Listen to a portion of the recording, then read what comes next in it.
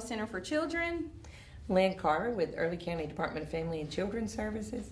And I'm Lori Clinty with the Early County School System. We've gotten together today to discuss child abuse and the effects that we've seen in our community. We'll start with Ms. Lynn, and she can educate us on what she's seen. I've been at the Early County DFAC's office for 23 years now, and over my years, I've dealt with physical abuse, sexual abuse, inadequate supervision, and emotional neglect. Emotional neglect is probably the hardest to prove, but we've dealt with the most prominent that I've been dealing with recently is drug abuse. Mm-hmm. The parents try rehab, don't stick it out. The families have to endure seeing about the children, getting them to and from daycare. If the children have been exposed to drug use, they're gonna have behavior issues, and so it's very difficult for the family to care for these children. But anyway, they're doing the best they can. During this pandemic, there's got to be inadequate supervision going on because parents can't work if children only go to school 2 days or even 4 days a week. So that's something that we get called on too.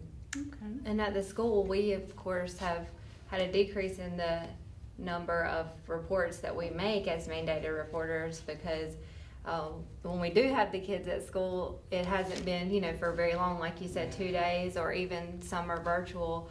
We aren't getting a lot of that hands-on, one-on-one time to really get beneath the surface. We're just, trying to make sure they get their instruction in. So I'm sure that we haven't been bugging you quite as much this year. The attendance, I have an issue with, we get calls about attendance, but then that's me. Well, and I go to the home, and the mom's like, well, they were around somebody that tested positive for COVID, so I can't send them. So it makes it difficult for me to enforce that attendance. Sure. Because who am I to say they didn't get exposed to COVID? Sure. But I do believe some are using it as an excuse. Sure, not absolutely. to get up and send the kids to school. I agree.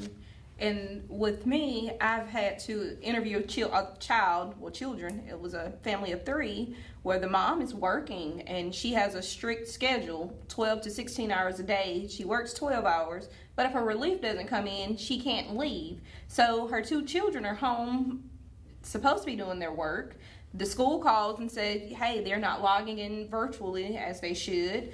Mom gets text from a neighbor saying that the oldest child is leaving the younger child home off with a guy that is 7-8 years older than her.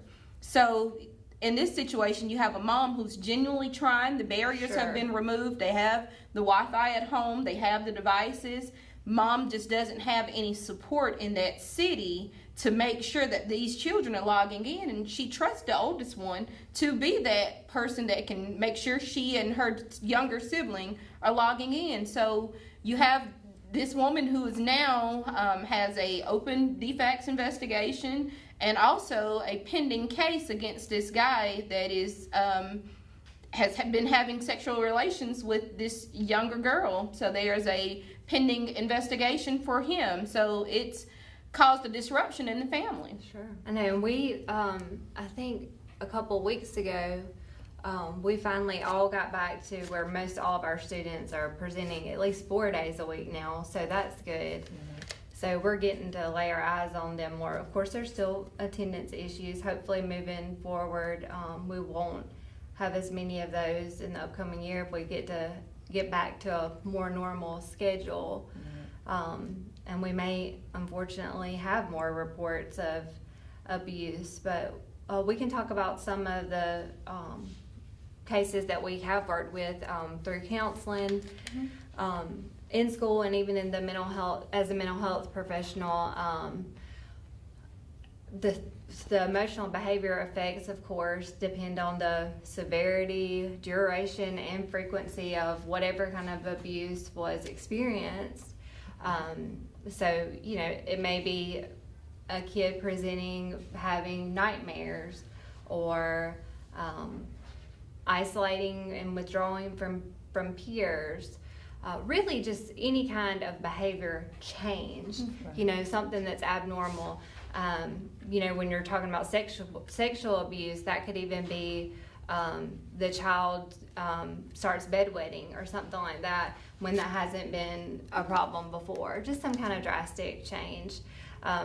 Also, you know, any kind of abuse really affects the brain development, which can cause a decrease in memory, attention span, that impulse control that we, you know, we get a lot of behavior referrals, you know, for those students that can't keep their hands to themselves or, you know, just needing to be up and down. So it really affects the development of that part of the brain. So there's really a lot of effects. And of course, any kind of trauma or abuse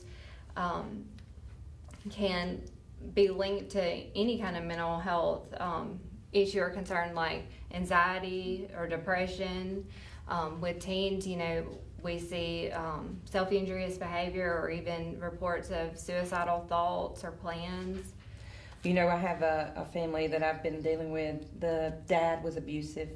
He would get drunk and hit on the wife.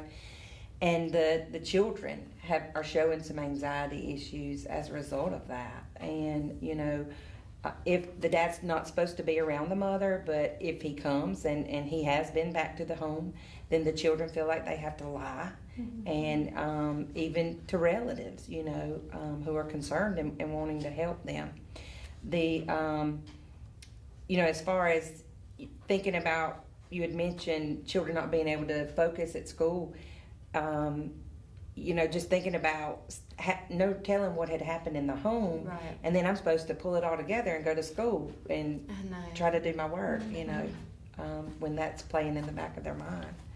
I also have a situation where there are 3 little boys and their mother, you know, they've seen her use drugs. They know the drug dealer that brings the drugs to her, and the middle one desperately wants to be with his mother, and I think he thinks he can save her, you know, either prevent the boyfriend from beating up on her, or maybe if he's there she just won't use that drug, although she's proven to use it.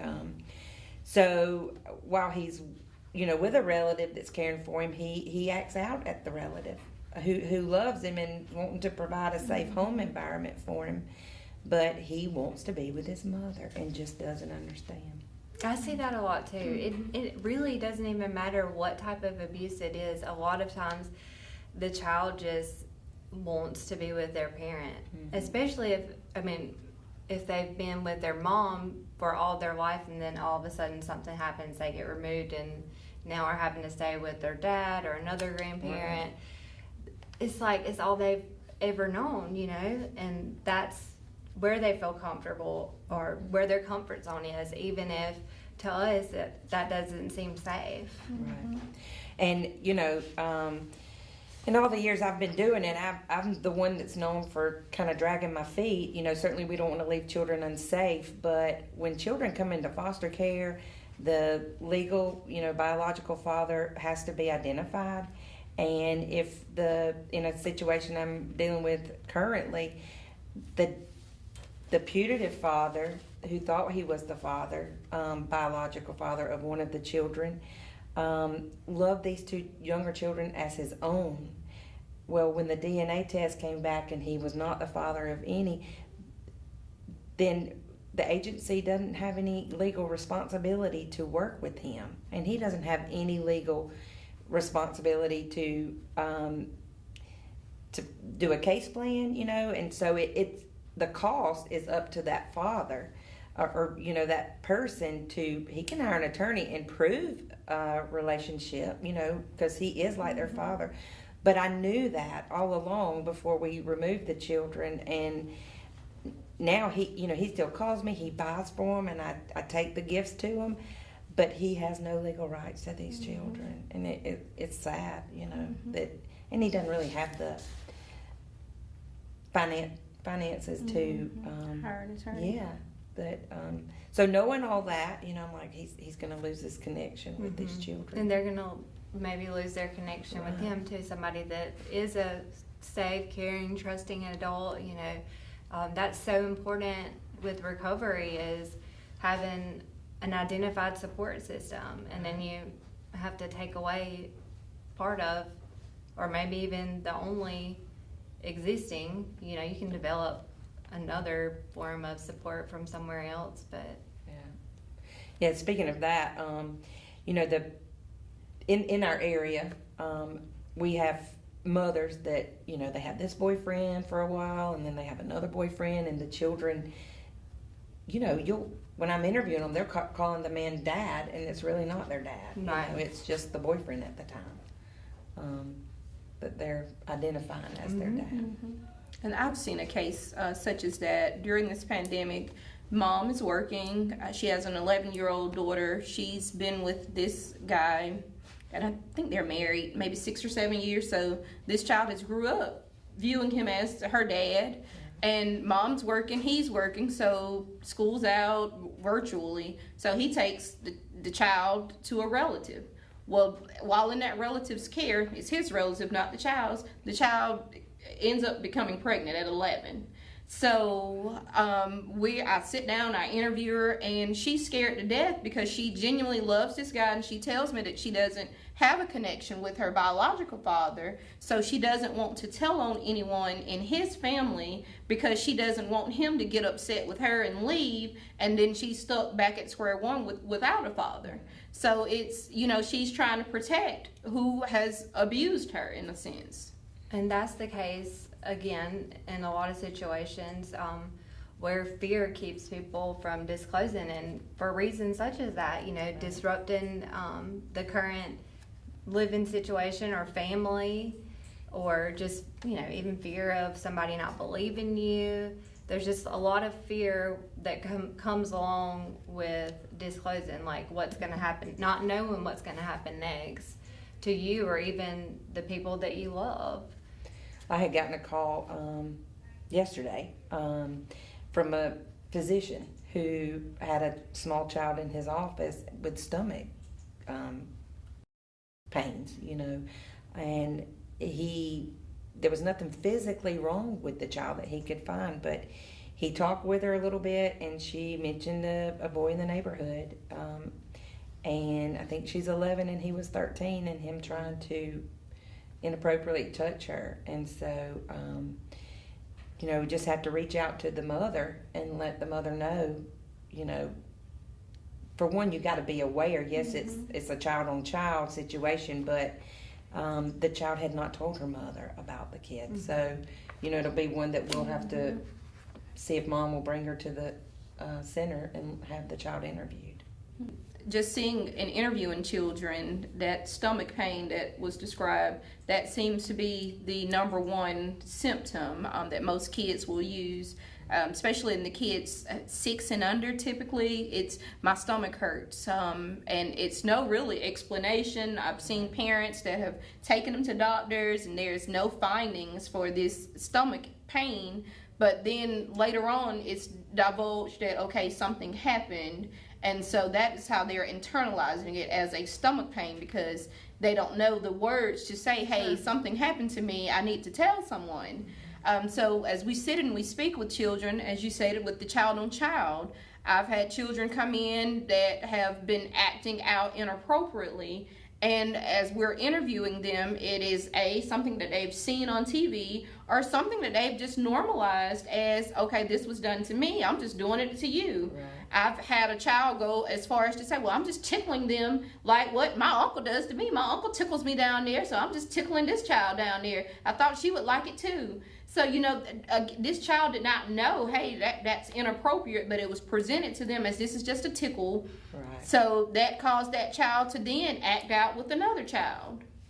I think that brings up a good place to talk about prevention. I don't know the age of the person that you were sharing about, but the state of Georgia mandates for schools to now provide sexual abuse education to all students, grades K through 9th grade. And the curriculum that at least the one that we use, is Child Help Speak Up, Be Safe. And it teaches 5 safety rules, you know, particularly about dealing with your body and it also goes into the different types of abuse. It doesn't just focus on sexual abuse. It even goes into bullying and cyberbullying as well. But I do think that education piece, whether it's coming from, a child's school or at home, parents, teaching their kids about body safety, what kind of touches are appropriate and inappropriate, teaching them how to take care of their own body parts, and, the difference between a good secret and a bad secret. A good secret would be like a surprise birthday party, and a bad secret is something that you're keeping because about somebody hurting you or something like that. So just educating children, regardless of who it is doing the education, so they'll know how to take care of themselves, or they'll know what's not appropriate. Do the parents have to sign Yes, the they permission? can. Yeah, they can opt. Yes, there's an opt-out form. So, and we do have some students. We do get some forms signed back saying that they don't want their children to participate. But it doesn't go real in depth, with examples of sexual abuse. It's really just focusing in on that body safety and personal boundaries and things like that. So, well, there's having been at the agency so long, we used to take reports at our office, and still people can call the office, can call me personally, but I have to then report to our intake unit. It's folks that sit all over the state of Georgia who get the calls. It's just the next available. So it wouldn't be anybody locally, generally, here that takes those reports. So if someone calls me, I still have to call that. They have a questionnaire that they use, and based on the information that's given, they either assign it as an immediate response, a 24-hour response, or if it's something, kid needs to go to the dentist, something not as serious, then we have up to 72 hours to meet that response. But the call goes to the intake unit, and then they assign it to whichever county the child lives in. But the number is 1-855 Georgia Child, and the numerics for that is 1-855-422-4453. Okay. And with the reporting, Ms. Lynn, can you just elaborate a little bit on who should call in a report? Right. Anyone really that comes directly in contact, certainly school personnel, medical personnel. We have calls from, a child goes to the counselor or goes to a crisis facility. We get calls from those folks as well. You certainly don't have to be a mandated reporter. Neighbor, if you see children that are unsupervised, or you hear domestic violence, anybody really has a responsibility, in my opinion, to report. And even a suspicion, you don't have to have proof. There's so many times just from suspicion people report that we're able to go out and find that children are being abused or neglected. I know that with the school counselors, that if it's something sexual or that could be sexual, they don't interview the children for that. We want them to have the first time interview at the center, and so they immediately call that in so it could be handled, and therefore the child don't tell the counselor and then don't tell the DFACS worker. They strictly have that first time interview at the Pataula Center for Children, because we don't want a child to have to repeat that story over and over. Right. Mm-hmm. Okay. And with the interview that Ms. Lynn is mentioning, it is a kid-friendly interview. I tell parents it's not an interrogation. We sit down, such as me, Ms. Lori, and Ms. Lynn. I will speak to the child, ask them about hobbies, different things that they like to do, and then we'll get to the topic of what brings them into the center. Most kids will say, well, I was told I had to come here and talk to you about what I told my teacher or what I told someone else. And so, that opens the door for me to ask, well, what happened? And they'll tell me, well, this happened. And, that's the end of it. We have law enforcement, DFACS present, so this child is not having to relive the trauma that they've experienced.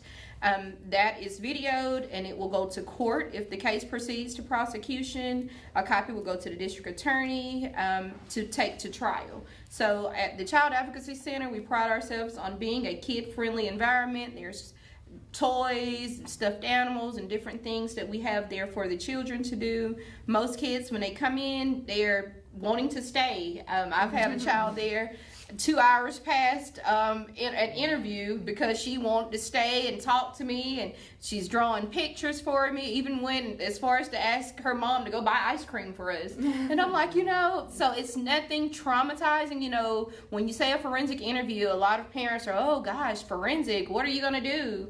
Nothing invasive. At any time if a child feels uncomfortable, they can say, hey, I would rather not talk about this, and we'll go into another subject, and I can try to redirect the child back to it. But it helps them to come forth with allegations. A lot of kids look at Miss Lynn and say, oh, I know you're the one that takes kids, contrary to what actually happens. Case managers just have that stigma attached to them. Law enforcement, some kids look at them, oh no, you're here to arrest my mama or my dad or whomever, so they don't feel comfortable divulging details to them. So I'm just there as a neutral party. I talk with them and let them know, hey, I don't work for either agency. I'm just here, just simply trying to gather your side of the story to see what happened. And what I try to tell the families that we refer is it's videotaped, and so that hopefully prevents the child from having to, testify on the stand. If it's something that had to go to court, but you don't ask leading questions. No. You don't put words in a child's mouth. The child is, just encouraged to talk about the situation.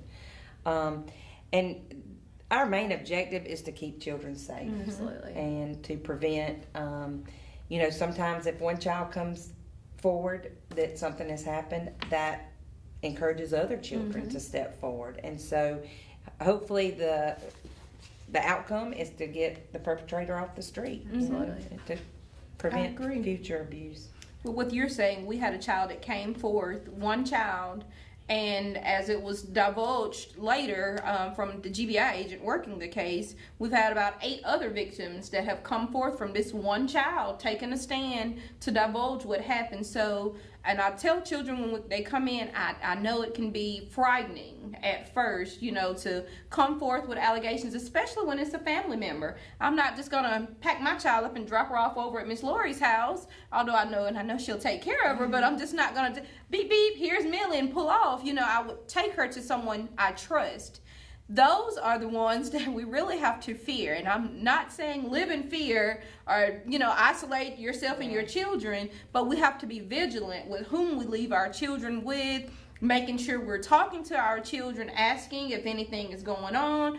I ask who all's over there, who has been there, and did you notice anything suspicious, or did you, just anything, because 90% of all abusers are relatives or family members. So someone that they trust. Yes. They feel comfortable with. So you have children that are afraid initially to say, hey, while mama left me with so-and-so, this happened. But I tell them, please, please, please come forth with any allegations and tell your story. And normally it does have a snowball effect. When one come forth, another child may say, well, she was brave. She came forth with what happened. Let me tell my story then, because I'm living with this secret. And that's normally the case that happens. So these stories, certainly aren't meant to scare folks, but certainly just to educate people. I know when people hear, oh, there's the defects lady, she's coming to take away my children. We're really not about taking children away and tearing families apart. We are more so to reunify families. And by doing that, we have community resources such as the local mental health, which is known as Aspire Behavioral Health here in Blakely. We have Georgia Pines that we access in Seminole County. There are the resources there, and the sooner that the resources can be implemented, the better, and the quicker that families can be reunited. And the quicker, or some of these long-term effects, the emotional and behavioral ones that we talked about, those could be mitigated or lessened as if treatment is sought out earlier. I agree.